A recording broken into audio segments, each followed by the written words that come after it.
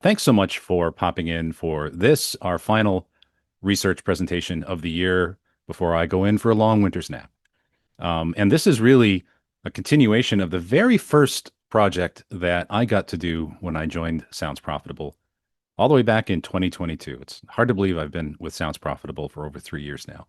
And in that time, we have done, I think, 22 studies. So it's a pretty good clip here.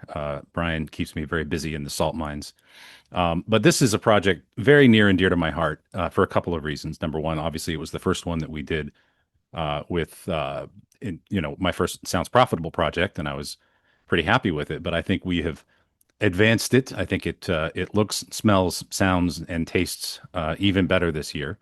And the reason why this is an important project, not just for us, but I think also just for the industry, is it's really difficult to get credible creator data. It's really difficult to get representative projectable data because, most of what you get in terms of who is creating podcasts and creator data and anything is it will be, self-reported. Click here, take a survey. And it's not that that's bad. It's different. But it's not as representative and as top down, and it can certainly lean in different ways. So it's not the easiest thing to do to get a large, credible study of creators, but we've been able to do it, and we've been able to do it this year for a couple of reasons, I think. Number one, there's just a lot more people creating right now. And I want to preface this entire presentation by pointing out that, what we asked people in the course of this research was, uh, are you currently creating a podcast? Is it audio, video? Are you doing both? Did you used to create a podcast? And as the definition of podcast has certainly expanded and become a little fuzzy around the edges, that can also be true with how people define what it is they're doing. If someone turns on a camera and records a TikTok of them professing an opinion, they might think of that as a podcast. So I do want to put that out there. It might not necessarily be what a podcast used to be, which is an audio enclosure in an RSS file from the podcast region of France. I think things are a little bit different now. So the definition has expanded. The number of creators has expanded tremendously as the tools have become much more democratized and easy to use. And also, a couple of years ago, it sounds profitable. We made the decision to move all of our research to really large samples. So any study that we put out from now on is going to be based on a sample fielding of 5,000 Americans 18 plus, and that's done in conjunction with our fine research partners at Signal Hill Insights. And I know Paul is on the call here from there. And the reason we're doing that is so that not only so that the results, the margin of error is as small as we can feasibly make it, but that also enables us to look at smaller and smaller subgroups that heretofore have escaped the notice of various studies because the sample has just been too small to look at really small percentage-wise segments of a community. And that was certainly the case with creators several years ago. It's less and less the case now. So the sample that we have here is it's very robust. There's lots and lots of current creators. There's lots and lots of lapsed creators, and we'll talk a little bit about that as we get going. But all in all, this entire research project is based on the Podcast Landscape 2025, which is really our flagship study of media consumption and media usage in general here at Sounds Profitable. And we asked anybody in that sample who had ever consumed a podcast, and that's about 3/4 of the country now, what their relationship was to actually creating podcasts, audio, video, and if that's something that they have done or have or no longer doing in the past, right? Or have done in the past and are no longer doing now. So that's what we're going to talk about today. We're going to talk about the creator landscape. I'm going to give you a little bit of a summary of what we're going to talk about because there are two or three really significant themes that I really want to kind of hammer today. One of them is going to be the topic of my newsletter article tomorrow. So if you're subscribed to the Sounds Profitable newsletter, tomorrow morning you're going to get an article about one aspect of this, which I think is incredibly crucial for the industry. But let's move on to the methodology. And before I get into that, I mentioned that this is a a sample of over 5,000 Americans. And of course, that kind of research requires resources. And those resources have been very kindly provided by BetterHelp, NPR, ESPN podcasts, American Public Media, SiriusXM, and of course, our research partners at Signal Hill Insights. And creators, I think, is a topic that it affects everybody. It affects the small independent producers. It affects larger producers. But it has been the kindness and generosity and support of the entire industry of the companies that I just named that have made this research possible to give to you. So, as I mentioned, over 5,000 Americans 18 plus. It's weighted to U.S. Census data, and we asked them some questions about their creation, their involvement with creating podcasts, audio, video, both, if they're doing it now, if they have done it in the past. And those questions, as I mentioned, were asked to the sample of people that say they had ever consumed a podcast, which is about three-quarters of the country. So here are the highlights, and I'm going to dive into all of this in some detail. 71% of current creators, and I want to emphasize that current creators are now including video in what they do, whether that's video only or video plus audio. More than 7 in 10 now include video. 1 in 6 podcast consumers have tried creating, and 1 in 3 creators have stopped. And I don't want that necessarily presented as a bad number. I don't know if it's a bad number. I don't know how many authors have stopped writing books. I don't know how many marathon runners have stopped running marathons besides me. It's not a good or a bad number. It's just information. What I'm interested in are the gaps. What segments are more likely to have stopped creating than others? And that's something that we'll get to. Engagement in creating is led by multicultural creators, which we'll show you some data on that. Women are much less likely to start creating podcasts, although they are just as, if not more likely to stick with it once they do. And then there's something I want to talk about at the very end. I think the kind of how you like to consume media probably has a lot to do with how much you enjoy making it. And that maybe that sounds obvious, but I think it's definitely a worthwhile contribution to the video discussion that we've been having, certainly for the past couple of years.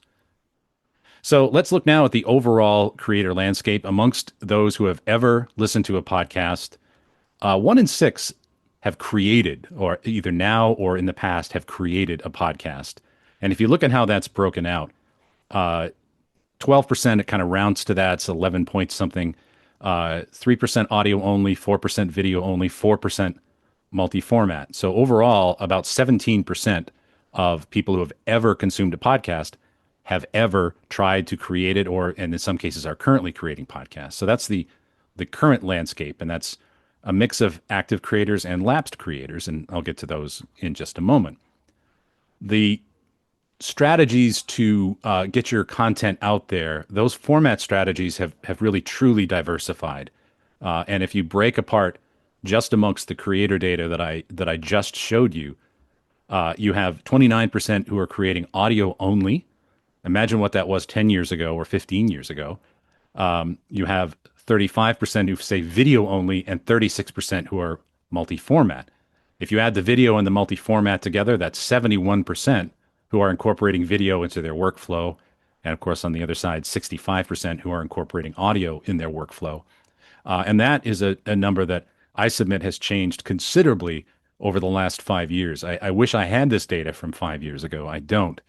But there's no question that the people actively creating podcasts now are just as likely to be using video as they are audio. So it's truly a diverse approach to formats and to format strategies. Look across the population here again. 8% of podcast consumers are creating with video, 7% are creating with audio, and 3% with audio only. That's just another way to look at the slide that we just looked at. So there's a pretty significant variation in how creators are approaching content production.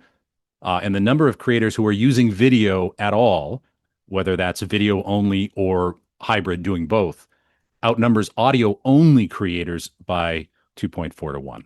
So I think what we are seeing now is a podcast creator landscape that, regardless of what narratives are happening in the industry, the creator landscape, the current creator landscape, has fully embraced video. They're as likely to be using video in their efforts as they are audio.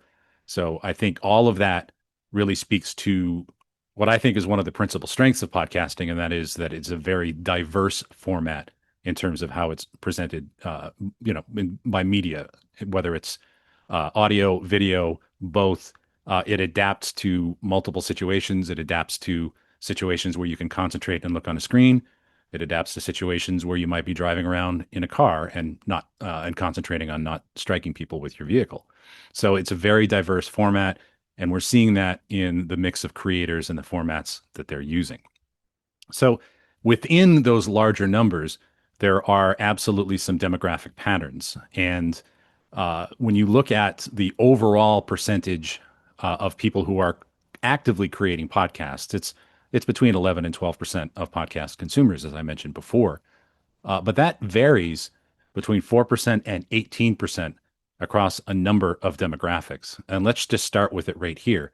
When you look at the percentage of podcast consumers who are creating podcasts of some kind, you see at the top of the list here, it's highest with Hispanic, it's highest with 18 to 34, and highest with Black podcast consumers. So those are really at the top.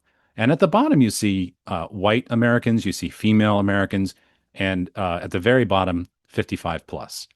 So it's one thing to look at the number, the overall number, but within that number, there are some really notable demographic differences. And certainly, multicultural communities are leading the way in terms of engagement. And, yes, some of those subsets, Hispanic, Black, they are certainly smaller than the white subset. However, there are plenty of them in there. It's a very robust sample. So pretty confident in saying that there's a higher percentage of Hispanic creators than white creators today. That obviously was not the case again 20 years ago, when podcasting was very male and very white. But there are certainly some interesting disparities here in terms of the demographic groups that are actively creating podcasts. And you cannot help but notice how far down females are in the percentage of podcast consumers that are creating podcasts. And I'm certainly going to talk about that more. Well, why not now, you might say? I'm here to serve. If you look at the percentage of men currently creating podcasts, it's 15% versus 8% amongst podcast consumers. So women are half as likely to be creating podcasts. But the retention rate, the percentage of those who have ever created who are still creating, that's the retention rate. The percentage of those who have ever created who are still creating, it's the same. In fact, it's a skosh higher than men. So once women get started creating podcasting, they stick with it. They're just as likely, if not more so, than men to stick with it and to continue creating. But you cannot ignore that 15% versus 8% gap in starting to create. And that is the topic of my newsletter tomorrow, which I hope you will hope you're subscribed to, the Sounds Profitable weekly newsletter. And I'm going to talk about that figure in some detail, because if we ever want podcasting to fully represent the population, the creator space has to fully represent the population so that people see people like them, see people that care about the things that they care about, regardless of topic, regardless of genre, see themselves and hear themselves in the hosts of the shows. And that's absolutely crucial if we're going to continue to grow podcasting, especially with women, especially 55 plus, where consumption continues to lag.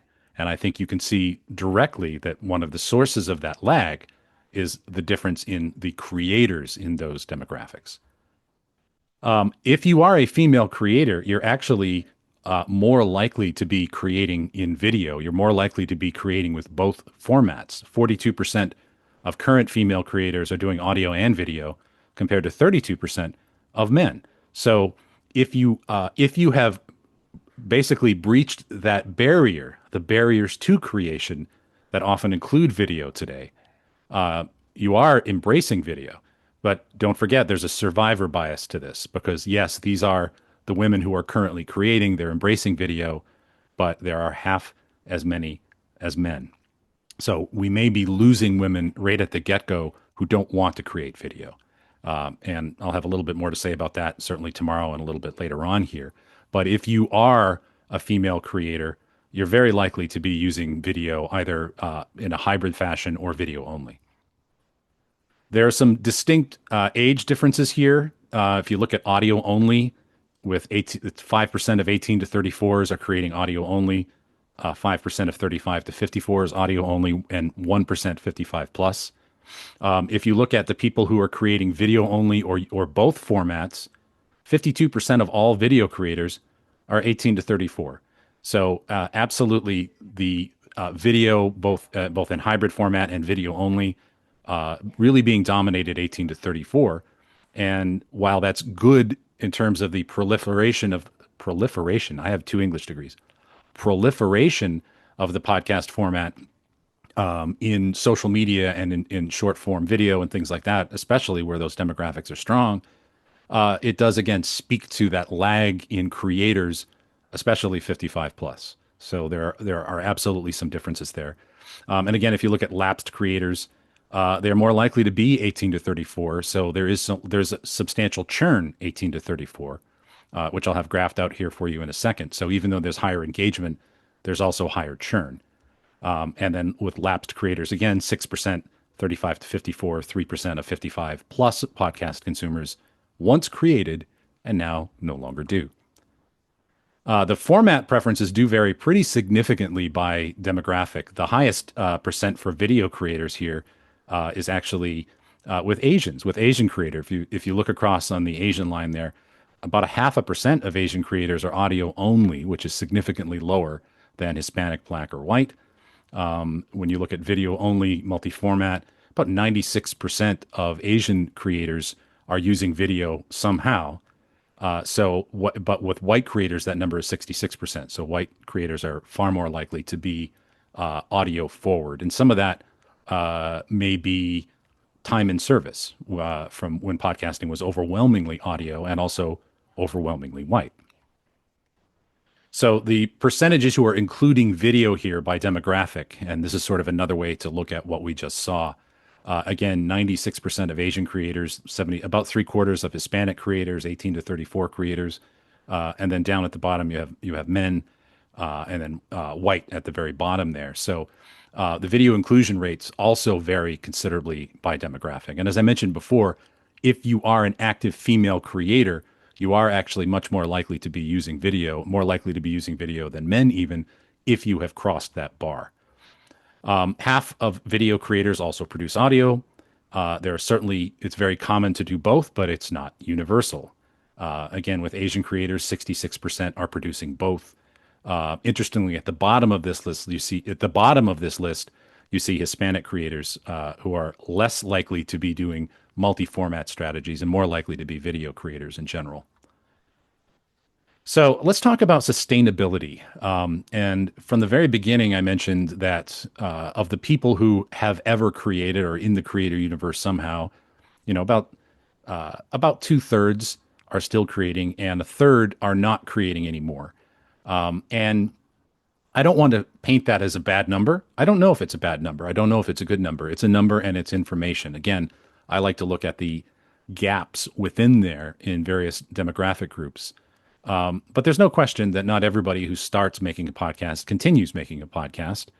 Not everybody who starts making sourdough continues making sourdough, as many COVID sufferers will certainly relate to. We don't always have to keep doing what we've done in the past, and our reasons for no longer doing things may be legion. Maybe our life circumstances have changed. It may be that we did not achieve whatever success metrics were important to us in the moment with podcasting, and we moved on to other things. But it is important, I think, to look at the various differences in those churn levels when we look at, especially at various demographic groups. From that very first pie chart that I showed you, 17% of podcast consumers have tried creating a podcast, and that breaks down into active creators, which is between 11 and 12%, and lapsed creators, which is about 6%. So if you treat that as retention rate and churn rate, 68% of the overall creator universe have been retained. They are creating now, and about a third are no longer creating for various reasons. And I did mention this in the newsletter last week that this is not pod fade. Pod fade might be that you end one show and start another. This is people exiting the creator space for whatever reason. And I want to say up front that we did not probe reasons for quitting or reasons for no longer podcasting in this particular study. It was part of a much larger study with a lot of questions. And also, some of those decisions may be very far in the past or maybe in the recent past. So I think we'll probably design a very different research instrument to try to get into that. But I do have some theories which I think are borne out by the data that we're going to see. But for whatever reason, about a third of people in the creative universe basically have churned out of creating a podcast. And if you look at the churn rates by demographic, this is the percentage of people who have ever created that are no longer creating. There are absolutely, I think, some sustainability challenges here.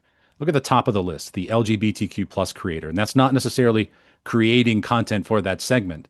That's just an LGBTQ plus human who has decided to no longer create podcast content of any kind. Same with 55 plus. That's a 40% churn rate. That's really, really high. You see a higher churn rate towards the bottom with women. You see a higher churn rate 35 to 54. But these are all lower than 55 plus LGBTQ. And even Hispanic, which has the highest engagement rate, also has a fairly high churn rate. At the bottom, Black creators, Asian creators, much less likely to churn out, very more likely to continue to be actively creating. So this is the inverse view of that. This is the retention rate. This is the percentage of people in the creative universe, either today or in the past, who are still creating. Again, the LGBTQ plus community has the lowest retention rate here, followed by 55 plus, Hispanic, and then the highest rates at the bottom there, Black and Asian creators. So some of this could be sustainability. Some of this could be the difficulties in finding audience. Something that the LGBTQ plus community and Americans 55 plus have in common is that those are smaller segments than some of these other segments, right? Certainly smaller than men and women. And it can be more difficult to create an audience if you are creating content for a particular segment, right? And if you're not able to attract the audience that you want to create, and perhaps you have expectations or desires for the size of the audience that you should be attracting, and you do not attain those, that can certainly lead to you churning out of podcasting and perhaps losing interest in creating.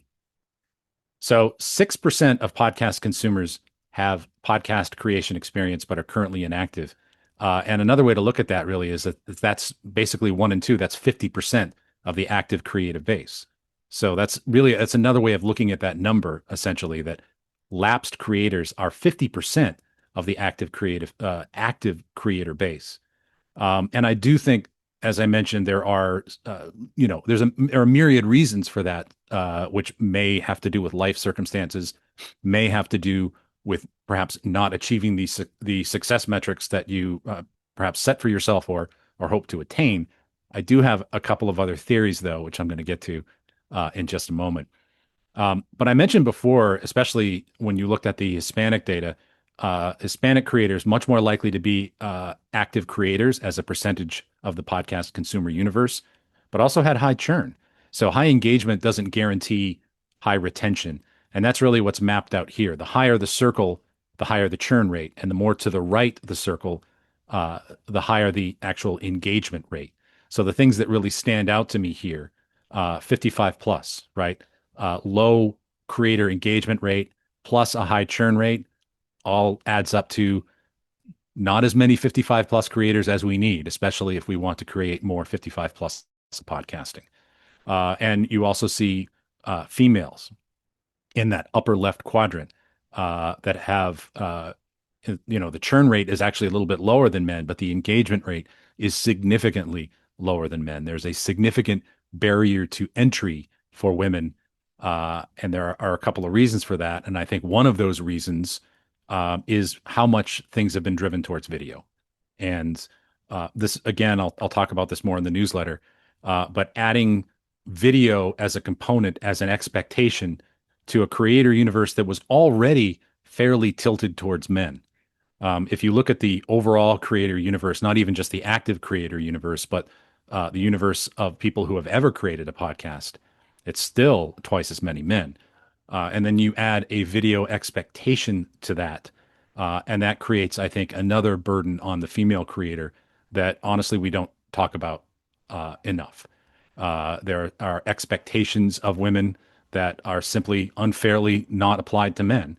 And a lot of those have to do with the things that happen on video. And that I know I'm not the first one to say that. I won't be the last one to say that. But I think adding a video expectation to a medium that was already fairly tilted towards men on the creator side exacerbates the problem. So I do want to shine a light here really quickly again, though, on these two segments, the LGBTQ plus creator and the 55 plus creator. Those are pretty high churn rates, fairly high abandonment rates for not creating a podcast anymore. And that's something that I think we should poke into a little bit more because those are two obviously very important segments, both for the growth of podcasting, but they're humans that we care about. And I would love to know more about why they have abandoned podcasting, what did not meet their expectations, and how we as an industry can create environments that are more welcoming, more facilitating, more enabling of the creation of content from those creators in particular, because those are fairly high churn rates. So I did mention that I can think of one reason here why people might quit. And even though we did not ask people directly, hey, why'd you quit? Because again, that decision may have been made a long time ago. I think we need to do something a little bit different from a research perspective to excavate that. But one thing that I did look at was the demographics of the people who say that they no longer create podcasts, the demographics of the lapsed creator. And I also looked at the consumption habits of the lapsed creator, and I found something pretty interesting. So here's my hypothesis. I think that there is a disconnect between what a lot of lapsed creators thought that they had to make and how they like to consume media. And I say that because demographically, the lapsed creator is very similar to the video creator. If you look at, we have 12 different demographic segments. I'm showing you three of them here. But of the 12 different demographic segments that we looked at, in nine of them, the lapsed creator looks more like the video creator than the current audio creator. They're much more likely to be Hispanic. They're much more likely to be 18 to 34, more likely to be Asian. That's true for nine of the 12 demographic segments that we looked at. If you only looked at demographics, young, multicultural, you would think, okay, these were probably video creators because demographically they look like video creators. But when we looked at how lapsed creators consume and what they think about video, got a very different picture. We looked at 8 different audio formats that we asked just about usage, right? Do you listen to paid streaming music? Do you listen to the radio? Do you listen to owned music? And in all of these cases, except one, 7 out of 8 audio categories, lapsed creators indexed higher than video creators in all of these audio formats. So they're much more likely in 7 out of 8 audio categories to be audio consumers than current video creators, right? So this is lapsed creators versus video creators. They're much, much more driven to consume audio. And when you look at how lapsed creators use YouTube for podcasts, 51% of lapsed creators say that when they use YouTube for podcasts, they primarily listen to the audio. They mostly listen to the audio. So they are using YouTube just a little bit more for podcasting, just to listen and not to watch. And when we ask all of the podcast consumers in our sample, when you think of a podcast, do you expect it to be audio or video? Well, if you're a video creator, 5.1% expect it to be a video only podcast. That's the highest number. 5% of audio creators expect it to be a video podcast, but only 0.8% of lapsed creators expect a podcast to be a video podcast. So here's what I think is going on. And I'm straight up telling you that this is a supposition based on, I'm going to call it an educated read of this kind of triangulating data from all of this. I'm going to guess that a lot of these people likely made video podcasts. They were very weighted demographically similar to the video podcast creator. They had a much higher weighted similarity to video creators than audio creators, but they're more likely to be audio first consumers. They over index on seven of eight audio media types. They're more likely to use YouTube as an audio platform for podcasting. And they had the lowest percentage expectation for video only podcasts. And so I wonder if in all of this drive, you have to make video, you have to make video, you have to make video, if there's just been some cognitive dissonance here, if there's just been a mismatch with people who would rather be creating audio, that faced with the increased production demands of video, faced with creating content that they don't necessarily prefer to consume, that there's a bit of a disconnect between the effort and the reward as they're trying to build a brand new audience, perhaps on video, that I wonder if that's not a significant component of creator burnout, creator disenchantment, right? That we have all of these people that are ostensibly would rather be listening to audio than watching video in terms of podcasts, but have, for one reason or another, felt like they had to produce video. So this is a hypothesis. I want to do some more work on it, but I'm looking at signals and I'm looking at strong signals, and I wonder if there might not be something to that. So ultimately, that format alignment, it also kind of makes common sense. You kind of want to create in the format that you consume uh, for better alignment. Maybe you get more pleasure from it. Maybe you've already got a bigger audience in that format. And perhaps, again, that sort of effort reward ratio is not there for you in attempting to put out more video if that's kind of not what your bag is, right? So here are all the implications of this data, and I think it's incredibly fascinating data. And I'm really thrilled with how this report came out. I hope you are too. When you download it, there'll be some data tables and appendices that you can look through. But really, here are the broad implications of all of this, and that is that the format landscape has really changed. It's a much more diverse format landscape. If I would have fielded this study 5 years ago, it would certainly be more audio forward. If I had fielded it 10 years ago, it would be dominated by audio. But today, the current reality is format diversity is the new normal. Current active creators are just as really more likely to be mixing video into their podcast creation than audio, and certainly than ever before. So, format diversity is the new reality. And I think we have to look at platform considerations and demographic differences individually. We have to look at all of these as individual, separate issues. How do we grow the 55 plus audience? How do we get more women to start? How do we solve churn issues with high creating multicultural audiences, right? So, all of these things I think demand different solutions that have to be tailored on a segment by segment basis. We need to support format flexibility for people. There are different barriers that we need to look at, especially for high churn groups like LGBTQ plus or 55 plus, or for women who have a higher barrier to even start creating or continue to be active creators, right? So we need high churn segment support. We need to find ways to continue to reduce the burden, the actual production burden of video, and this is something I think that AI is going to continue to help with. And, I don't have a black and white view of AI. I think if the spark of the creator, if the spark of the individual is retained, and there are tools that can enable you to transcend format discomfort or production inability, things like that, then I think if that helps the creator speak their voice, I'm all in favor of that. Again, we have to address the gender gap at entry. And I think we have an opportunity to re-engage creators, especially if they have not tried creating in a while. That the tools are much, much easier for things like editing to produce something even slicker.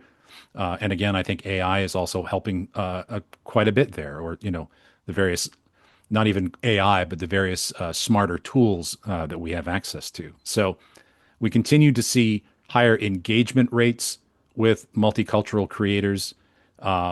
We see lower engagement rates with white creators.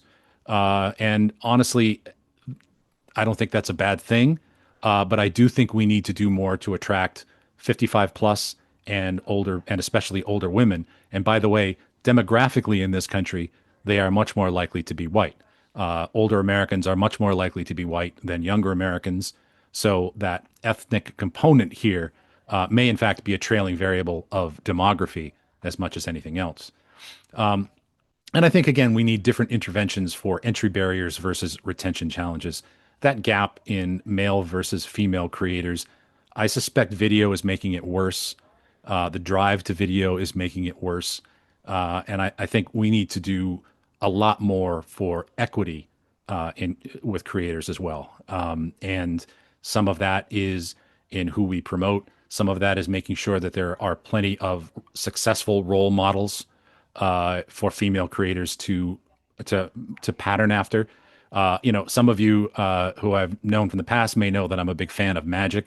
Magic is still like a 90% male activity. If you go to see a show at the Magic Castle in LA, it's a bunch of dudes with decks of cards, and it's really, really hard to get women into that field. And some of that is the lack of role models that have been elevated, role models that have been put in front of people as models for you can succeed at this, you can succeed at this in a very different way than a man would succeed at this. We certainly have edge cases. We have some very successful women in podcasting. Don't get me wrong, but the barrier to two guys, turning on a recorder and doing a podcast about their favorite baseball team, uh, maybe too many dudes do that. I don't know.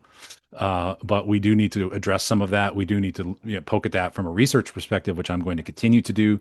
But that gender gap is really concentrated at entry and not sustainability. Women who choose to create are much more likely to keep with it and to continue creating. But it's that barrier to entry that we need to look at. So, some questions for further research. What are some of the specific factors that drive creator abandonment? Again, we didn't have that line of questioning in this study. It is something I want to address in the past. What would bring lapsed creators back, if anything? Is that really a problem? What practices distinguish sustained creators? And sometimes it's one little bit of success propels you into the next thing. How can we build careers for creators that put success in their way a little bit more, so that there are those little successes that keep people going. I remember hearing Garth Brooks talk at a conference. I get to say I shared the stage with Garth Brooks because I spoke right before him on the same stage, and he talked about how before streaming, a songwriter that was trying to make it might get the fourth single on a Travis Tritt album, or the fifth single on a Reba McEntire album, and it would be enough to keep them going, so that they didn't have to quit songwriting until they were able to write that number one song for Garth Brooks or that number one song for George Strait. And that streaming had done a real disservice to those creators as we move towards a much more singles and hit driven culture. That fourth or fifth single from Reba McEntire, people weren't downloading. And some of those songwriters had to keep waiting tables. Basically, they could not pursue their dreams because there weren't enough of those little wins along the way. And that's part of career development. That's part of ensuring that we have a path that does not ensure success, but keeps people going. And I think that's important, that we have to be proactive about, because if we're not proactive about it, we will continue to get what we have, which is a lot of dudes, and a lot of under and overrepresentative demographies on both the creator side and also the audience side. And some of that's monetization, some of that is community, but I do think we need to look at all of that. So it's a complex universe now, and it's much more complex now than it was even 5 years ago. As I think it's much more common, and really, to reach a certain level of success, kind of necessary to be a multi-format creator. That's what we see with the active creator universe now. Demographics matter in terms of attracting people and keeping people involved. I think we need differential strategies there. And we need to look at the sustainability challenges, especially. We have to be active about this, or we won't grow audience and we'll continue to lose audience in some of those demographics that have lower creation percentages. And they're all going to need very different strategies. And that obviously is going to be a significant part of the work that I want to continue doing from a research perspective, that we as Sounds Profitable want to continue to do as we basically try to do what we can to build careers for people in this space, and to continue to have a growing industry so that creators can support themselves, which is something I know I've said before. I care very deeply about. And I'll tell you who else cares very deeply about it. The people who helped bring you this: BetterHelp, NPR, ESPN podcasts, American Public Media, the Sirius XM. Many of them have been with us since the very beginning. And again, our exceptional research partners at Signal Hill Insights. I want to thank you all for the gift of your time and attention. You can download this. This will be sent to you because you had the good sense to register for this webinar. Look for my article in the Sounds Profitable newsletter tomorrow. And I want to thank you all for the gift of your time and attention. This is our last webinar of the year. I look forward to uh, reading, hearing, seeing some discussion about all of this, because ultimately the central question of any format is: does the system dictate the inventory, or does the inventory dictate the system? And if we want to grow the audiences for podcasting, if we want to grow the audiences with women, if we want to grow the audiences with demographic segments like the LGBTQ plus community, if we want to grow 55 plus, we have to grow the creator communities. And it's not just about giving them microphones. It's got to be more than that. So, on behalf of our wonderful sponsors, our wonderful team at Sounds Profitable, Brian, Lauren, and Gavin, I want to thank you again for your time and attention. If I don't talk to you or see you, I hope you have a wonderful holiday break. And I may see some of you at Podfest in Orlando next year. But cheers, everyone. Thanks for coming.